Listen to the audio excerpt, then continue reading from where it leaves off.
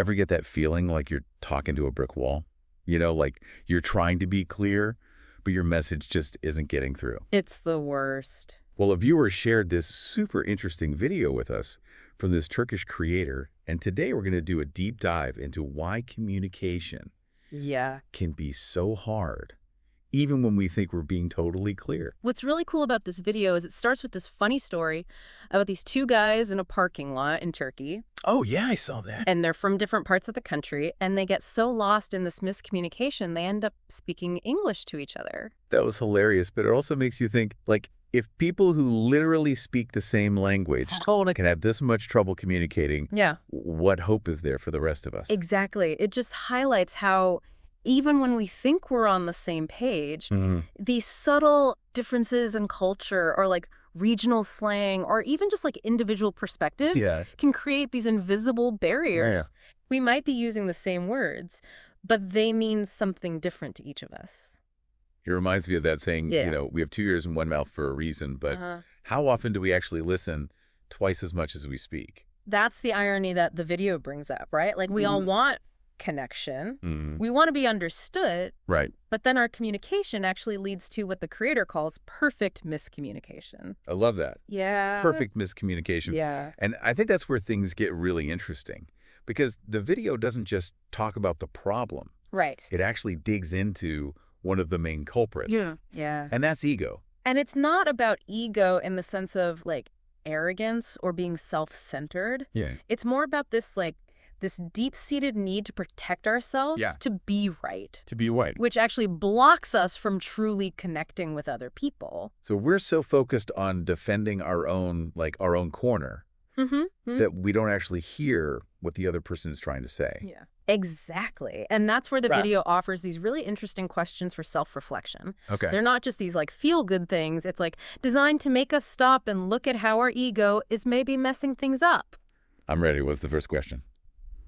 Well, the video starts with a challenge, like to think about our intention before we even open our mouths. He asks, is my goal in this conversation to actually understand the other person or to just be right? Wow. That is such a simple question. Yeah. But it really gets to the heart of it. Yeah. If we're being honest with ourselves, right. How often are we really trying to see the other person's point of view? It's humbling, right? Yeah. And the video is saying our intention, like, totally shapes the whole conversation.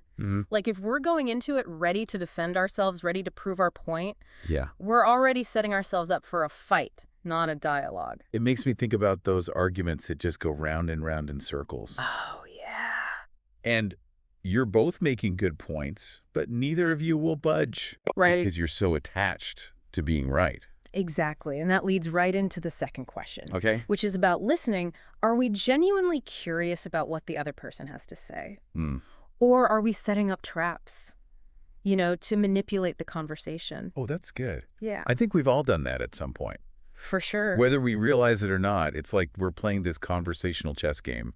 Yeah. Just waiting for the other person to mess up so we can jump in with our own, brilliant counter-argument. It's so subtle. Yeah. But the video really makes us see that real listening means letting go of that need to control the conversation. It's about being open to maybe learning something new. Right. Even if it means admitting that we were wrong. Which takes us to the third and final question. Yeah. This might be the hardest one to face. You're talking about the question of whether our ego is more important than actually seeing the truth, right? It's a tough one. But it's so important to understanding why communication can feel so difficult. It goes beyond just listening or having good intentions. It's challenging us to confront how much we resist uncomfortable truths. Right. Are we actually willing to prioritize understanding, even if it means letting go of being right? Honestly, that's really hard. Oh, yeah. Especially when we feel strongly about something. Totally.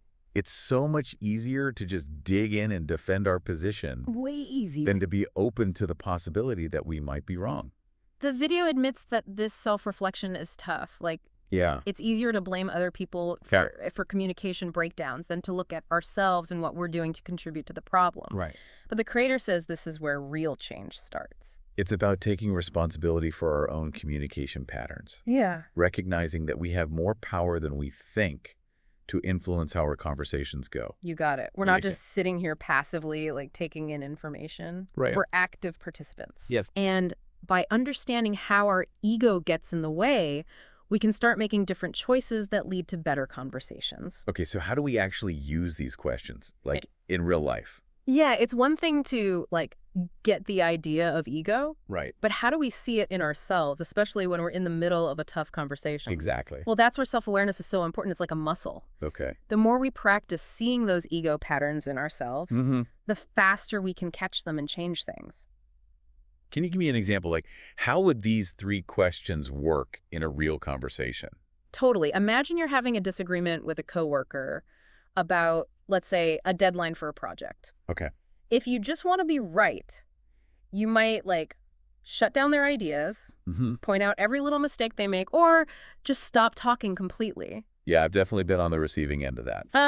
Yeah. It doesn't feel great. No, not at all. But if you're actually trying to understand them, Right. you'll have the conversation differently. You might start by really listening to their concerns, asking questions to clarify, trying to see things from their side, even if you don't agree. So it's about switching from, like, a me versus you to a we're in this together kind of thing. Exactly. We're on the same team trying to find a solution that works for everyone. I like that.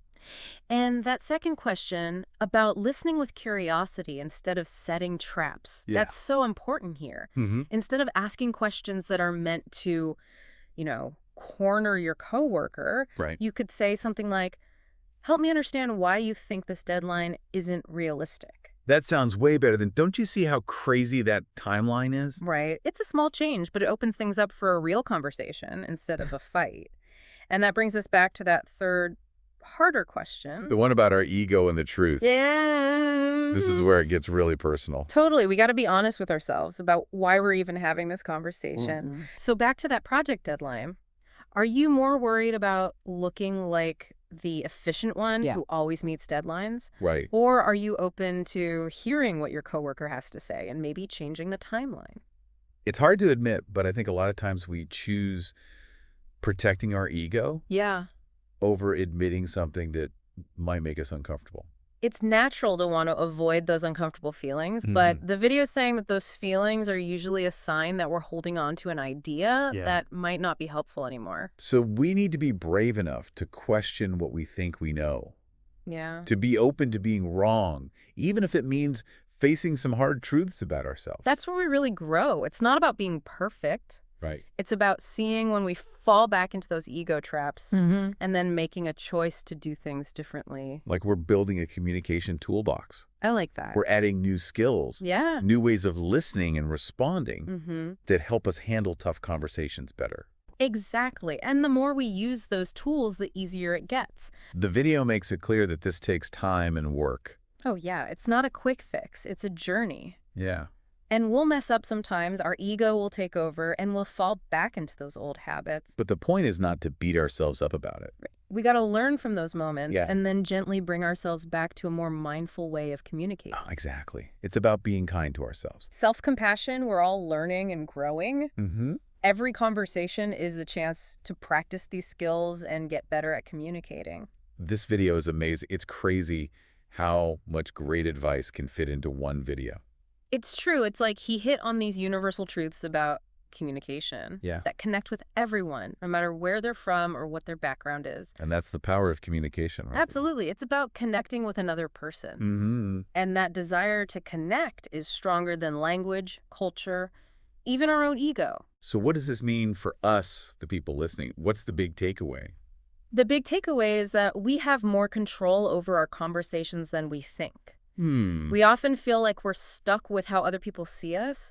But the truth is, by paying attention to our intentions, our listening, and letting go of our ego, we can change our conversations for the better. It's about taking responsibility. Exactly. For our part in the communication process. It's empowering to realize that we don't have to be victims of miscommunication. Yeah. We can actively work towards understanding and connection. Absolutely. It starts with changing our mindset.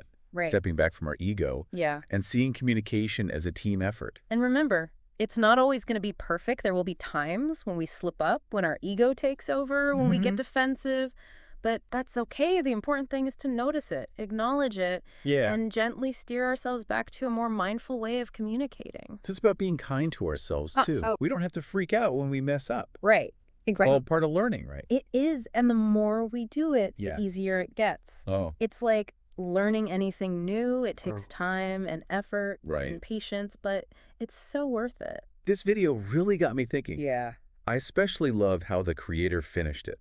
Oh, yeah. He encouraged us to use the internet to learn more about communication. It's amazing how much is out there. I know, right? We live in this time where information is everywhere. Yeah. And we can choose what works best for us, you know? Right, what fits our learning style. Exactly. It's like having a whole bunch of communication coaches. I love that. Right at our fingertips. And remember, it's not about being perfect. Right. There's no such thing. Nobody's perfect. It's about keep learning, keep growing, and trying to connect with people in a genuine way. I feel like this deep dive has given me so much to think about. Me too. It's crazy how one video can be so insightful. Yeah. About something we do every day, communicating. It's true. Sometimes all it takes is a new perspective. Right. A funny story, some good questions. Yeah. To change how we communicate. So to recap, we've learned that communication breakdowns often happen because of our ego, our need to be right, or fear of being vulnerable. Yeah. But by shifting our focus from winning to understanding, from defending to listening, from judging to empathizing, we can change communication from a source of frustration to a source of connection. And growth. That's a good point. Right. That's powerful stuff.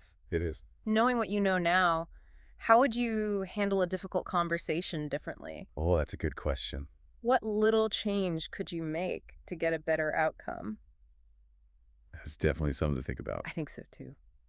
Thanks for joining us on this deep dive into the world of communication. It's been fun. Remember, becoming better communicators is a journey with ups and downs. So keep learning, keep practicing, and most importantly, keep connecting. I love it. We'll see you on our next deep dive.